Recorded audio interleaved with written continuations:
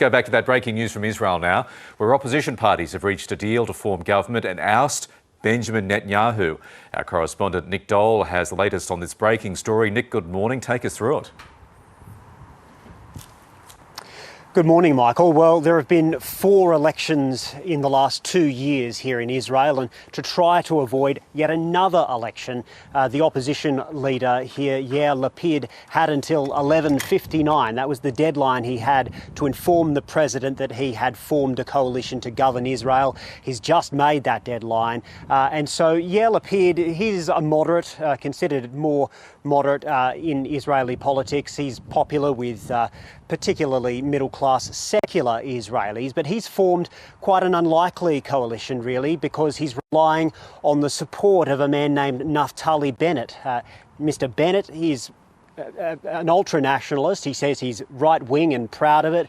He's previously spoken of his wishes to annex Palestinian territories, and so he will be crucial to this coalition.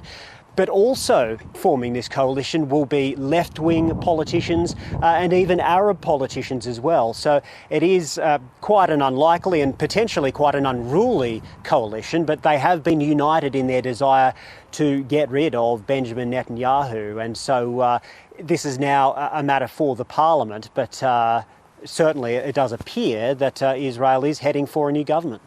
Gee, Benjamin Netanyahu, Nick, has been a fixture on and off on Israel's political scene for decades now. So what does this mean for his political future?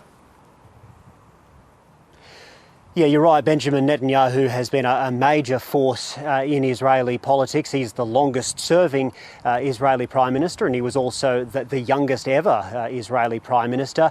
This is not the end for him, at least not by his reckoning. He has spent the last few days desperately trying to scupper any plans to build this coalition. We still haven't heard from him, but we're likely to hear more fighting words because we're expecting it may take over a week for this vote to essentially take place in the Knesset, in the parliament here.